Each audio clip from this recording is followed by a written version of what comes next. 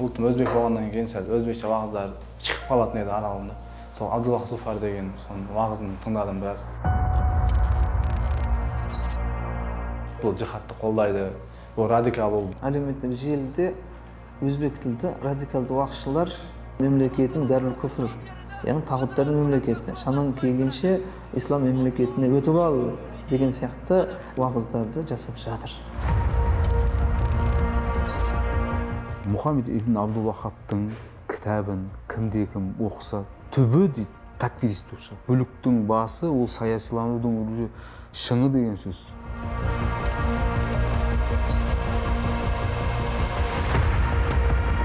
Интернеттен ислам дініне қатысты ақпарат іздеген адамға бірінші кезекте деструктивті діни ағымдардың материалдары шығады. Форумдары, топтары да көп. Себебі сыртқы күштер таргет, яғни жарнамаға қыруар қаржы құяды. Сол арқылы ауқымды үгіт насихат таратады.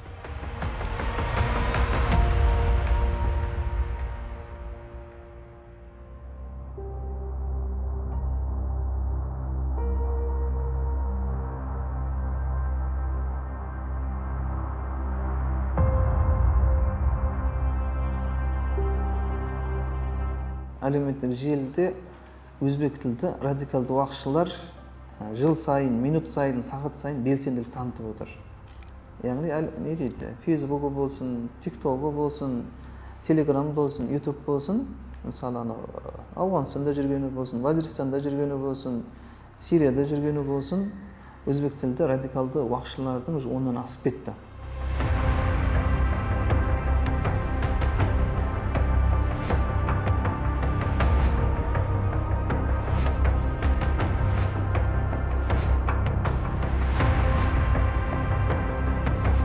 Біраз азаматтар әлі де Сирия жерінде жүр. Мысалы Абу Салах болсын, Сирия жерінде, Түркия жерінде отырған Шайх Самарқанди болсын, Абдулла Зуфар болсын, оларды әлі күнге дейін мынау сенің өмір сүріп отырған мемлекетің дәріл күфір, яғни тағуттардың мемлекеті. Шамаң келгенше ислам мемлекетіне өтіп ал деген сияқты әртүрлі сипаттағы материалдарды, уағыздарды жасап жатыр.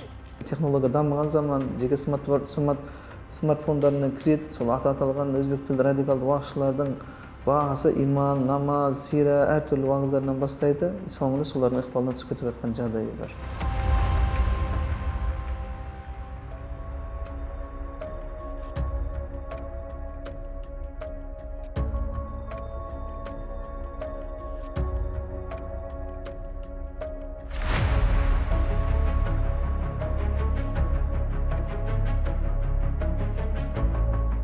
Санаға сына қағу арқылы бүтінді бөлшектейтін бүлікшіл псевдо-уағызшылардың интернеттегі амал айласына арбалғандардың бірі Фазылжан Нигматов.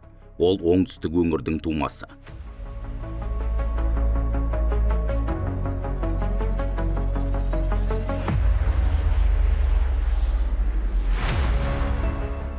Фазылжан осыдан 8 жыл бұрын Кореяға мол табыс табу үшін аттанады. Бірақ рұқсат құжаты жоқ келемсекті кім құшақ жайып қарсы алсын. Жертөле жағалап, бұйырған асты талғажау етеді. Қиындықтар тығырыққа тірегенде жерлесіміз жұбанышты интернеттен іздеп кетеді. 2017 жылы Кореяға отбасыммен жұмыс істеуге бардым. Мақсатым өзіміз үйде аға інілерім көп болған үшін үй соғу мақсатына барғанмын Кореяға жұмыс істеуге. Сол жақта 1 жыл жұмыс істеп, үй соғып, әйел бала шағам жібердім үйге. Өзім тағы кішкентай істеп қайтамын деп. Сөйтіп өзім 7 ай болдым ол жақта. Play Market'тен мен де намаз үйренемін деген парақша соны алып, кішкене жаттап үйреніп, соны бастадым. Сөйтіп сол Абу Ханифа мазхабы бойынша бұрын кішкентай оқып тастап кетіп, сондай жүргенбіз. Улутум өзбек болғаннан кейін сәл өзбекче вағыздар шығып қалатын еді аралығында. Сол Абдуллах Зуфар деген соның вағызын тыңдадым біраз. Әлеуметтік желіде Абдуллах Зуфар лақабатымен танылған псевдо-уағызшы Өзбекстан Республикасы Самарқанд облысында дүниеге келген. Шын аты жөні Зофир Ғафоров. Қазір таяу шығыста бой тасалап жүрген қашқын халықаралық Катиба Таухид уаль Джихад террористік ұйымына адал тартумен әлек. Бұл джихадты қолдайды, бұл радикал, бұл Кореяда жүрген бағына жеке парақшамда сол уағыздар тұрып, адамдар көріп, комментария жазып, сондай болған екен. Содан кейін сол ұсталып сотталдым. Жаңағы адам тартуында бірінші сәләф сияқты дін түсуіміз керек деген бар. Екіншіден, Құран мен сүннатпен жүреміз дейді. Дәлел болу керек дейді. Кез келген көзқарас дәлелді болу керек. Үшінші, таухид дейді бізде. Аллаға деген сенім, ақида деген нәрсе бізде дұрыс болу керек дейді. Ол ақидамыз біздің Құран мен сүннетке негізделу керек дейді. Төртінші, біз бидғат жасамаймыз дейді. Яғни біз жаңалық, дінге жаңалық еніп кеткен, қазір бұрмаланып кеткен, біз оның бәрін мойындамаймыз. Таза бидғат араласпаған дінді ұстанамыз дейді. Бұл төртінші. Бесінші, тақлид жасамаймыз дейді. Яғни соқыры ермейміз дейді. Белгілі бір мәзһаб ұстанып, соның көзқарасымен жүрмейміз дейді. Қайсысында дәлел мықты, біз соны аламыз деген 5 нәрсемен адам тартады. Ақыл жұмсамаймыз дейді. Құран мен сүннада қалай келді, біз солай қабылдаймыз дейді. Бұл ең қауіпті нәрсе. Бұл соқыр ерудің ең сорақы тәсілі. Зайырлы қоғамды айыптайтын Абдуллох Зуфар қарулы қақтығысты насихаттайды. Әлеуметтік қиындықтарды желеу етіп жұмаққа жеңіл жетудің жолын нұсқайды. Алайда өзі тасада қалып жалған бауырластық идеясына сенгендерді отқа тастайды. Әл-уәлә вәл-бара, Алла үшін жақсы көру, Алла үшін жек көру деген пункт бар. Бұл жерде олар жамағат болып біріктіретін қағида бұл. Пәтуа сұрайды ана жақтан. Сол кезде айтады, екі вариант ұсынады. Дінің үшін соғыс, жанкеш, жаныңды бересің дейді. Ол террорлық әрекетке итермелейді. Екіншісі, онда көшіп кетесің. Ғылымға қосқан жаңалықтары бар ма деген сұрақ қойылу керек. Тек қана теракты, соғысу, Даиштің құрамына кіру, елдің арасында отбасын біріміне бүлікке шақыру, исламның ішінен жік шығарып отыр. Бірақ өздерінше таза нәрсені ұсынымыз деп отыр, бірақ оны қалай толтырып жатыр? Мәселе оны адамдар көп зерттей бермейді. Оның үшін адамда білім керек. Мұхаммед ибн Абдул-Ваххабтың идеологиялық қозғалысы негізінде құрылған неосәләфиттік, жалған сәләфиттік идеология. Үш негізі болсын, 4 қағидасы болсын, көптеген еңбектердің барлығында біздің мынау зайырлы мемлекеттің, яғни 130 ұлт, 18 конфессия, яғни көп ұлтты, көп дінді мемлекеттің талабына сай келмейтін, алауыздық туғызатын идеологиялар. Деструктивті ағым деген жоюшы ағым. Мысалы сәләфизм біздің салт дәстүрді жойып отыр, ана бидғат, ана ширк харам деп жүр. Демек деструктивті ағым.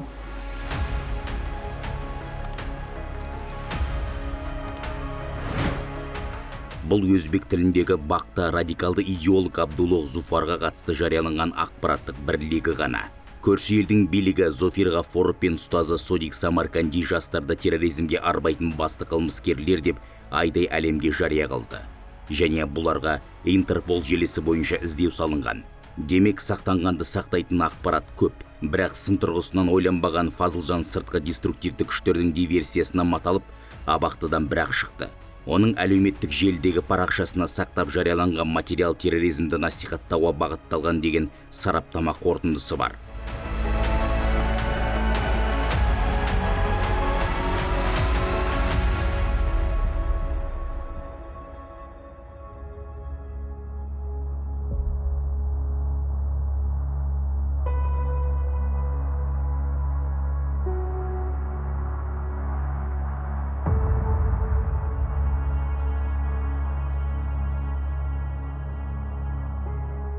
Осы жаққа кеп, өзіміздің теологтар, молдалар кеп, ақидадан, фиқтан әртүрлі сабақтар өтіп, басында түсінбедім, кейін жайлап үйретті, жазып үйретті, былай үйретті, кейін түсініп, тура жолға түсіп, кейін қателігім мойындап, шынетмен өкініп, өзіміздің Қазақстанды жүрген, оқыған, білген, таныған, сонда молдаларын тыңдаңдар деп айтамын.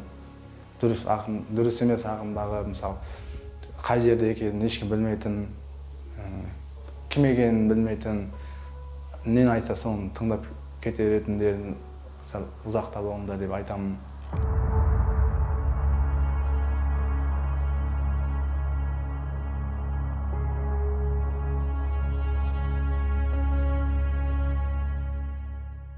Үш ережені алады.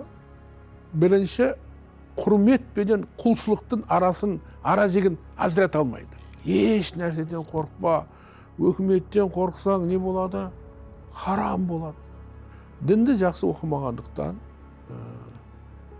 намаз оқымай тұрған, ораза тұтпаған адамды бірден не шығарады? Күпірлікке шығарады.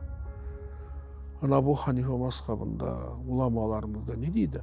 Алиман иқрар билисан ва тасдиқу бил қалби бима жа бихи мин индиллахи Мухаммаду Расулуллахи саллаллаху алейхи ва саллям. Иман деген тілмен айтып жүрекпен сену, пайғамбарым Мұхаммад алейхиссаламның келген бүкіл Құран сүннатқа. Осы адам ол мұсылман. Әгер ол намаз оқымаса да, намаз оқымағанның бәрін күпірлікке шығару, бұл өте үлкен қауіп нәрсе. Біреуді кәпір десе, шариғатта ол кәпір болмаса, ол айналып келіп өзі діннен шығып қалады. Бұның барлығы бұл сауатсыздық пенен надандық. Дінімізде Құран-ы Кәрімде де Аллах Тағала бірігіңдер дейді, бөлініп кетпеңдер дейді. Бізге халыққа, бізге не керек? Біздің елге бірінші тыныштық керек, ынтымақ керек. Біз көп ұлтты, көп конфессиялы еліміз ғой. Сондықтан сол көп ұлттыға біз толерант сақтай білеміз. Ұлтты үйістіріп отырған бір құрылым болатын болса, ол мешіттің имамдары деп айтуға болады. Ұлттық кодқа біздің имамдар өте көп үлес қосып жатыр. Біз тек қана дінді ғана насихаттамаймыз, салт дәстүрімізді де насихаттаймыз. Біздің имамдарымыздың негізгі уағызының 50% десек те болады, мынау дәстүрге байланысты. Мына салт дәстүріміз бар, оның ішінде тарихымыз бар, ата-бабаларымыз жүріп өткен жолы бар. Міне осылардың өзін насихаттай отырып, міне қаншама пайда тигізіп жатыр да.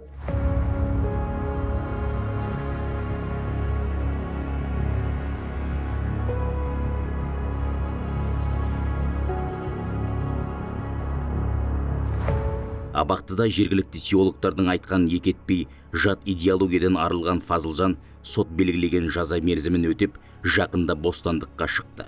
Түрмеде жүргізілген дерадикализация жұмыстары оның қалыпты өмірге тез бейімделіп, өмірін қайта бастауға өз септігін тигізді.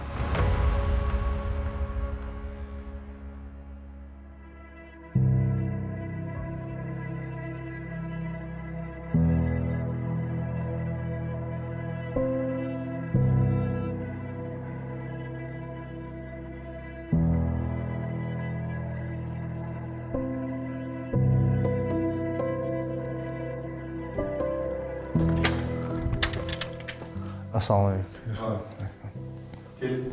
Assalamualaikum.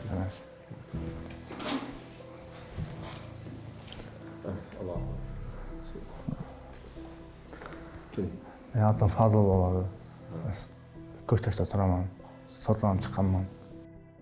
Бүгінде кейіпкеріміз ауыл мешітінің тұрақты жамағаты. Имамдармен, жергілікті ақсақалдармен араласып, ауыл тұрғындары арасында бірлік пен ынтымаққа шақыратын істерге бір кісідей атсалысып жүр. Тура жолға түсіп келдік қой. Білдік қой бәрін. Атай сол жастарға айтатын, қойыңдар тыныш жүріңдер. Телефонда әр нәрсені көре бермей, білім алғың келсе, мешітке келіп, кітапты оқып, имамдардан сұрап, мына дұрыс па, дұрыс емес па деп. Ең дұрыс сол ғой. Қазір телефондан бірдеңе естесін, тағы сотталып кетесін. Өзіміздің дәстүріміз, дініміз, соны жақсылап үйреніп, сұрап, қатеге жол қоймауымыз керек. Бейбітшіліктен тыныштық деген ғой. Сол тыныштыққа жететін нәрсе жоқ қой. Тыныш өмір сүрген жететін нәрсе жоқ. Әртүрлі дін өкілдері бар, әртүрлі ұлттар бар. Біреуге жақсы ете алмайтын, намаз оқы, анау істе, мынандай деп айта алмайды. Әркім өзінің несі бар, құқы бар өзі. Бүгінде оның бар зейіні отбасы мен балаларында. Солардың адам болып қалыптасып, қоғамның кетігіне кірпіш болып қалануын қалайды. Терроризм дейміз ба? Қазір 21-ші ғасырдың сондай бір қолмен ұстап болмайтын, немесе сумен шайып болмайтын сондай бір дерт болды ғой енді. Халыққа соны жеткізе алатын болсақ, біз жақсы бір иммунитет табиғатымызда қалыптастырған боламыз деп айтқан едім. Бір шайықтың сөзі бар екен. Қоғам қай уақытта реттеледі дейтін болса, жергілікті халықтың басшысы, әкім дейміз ба, немесе бір басшы, би дейміз ба, сол тіпті жамағат, яғни қоғам тіпті, одан кейін имам тіпті. Осы үш жақ бір жағадан бас шығарып, бір жеңілден қол шығаратын болса тіпті, иншалла ол жерде өзінің жақсы бір жемісін береді деген екен. Қазіргі уақытта таңда жағдай тұрақты. Күнәсіне тәубе еткен адам күнә жасамаған адам секілді деген бар.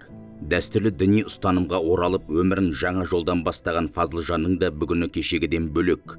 Ол өзгелер де өз секілді адаспаса екен дейді. Ауырып еміз дегенше ауырмайтын жол ізде деген халық даналығын санаға тоқығанның пайдасы зор екеніне сенімді.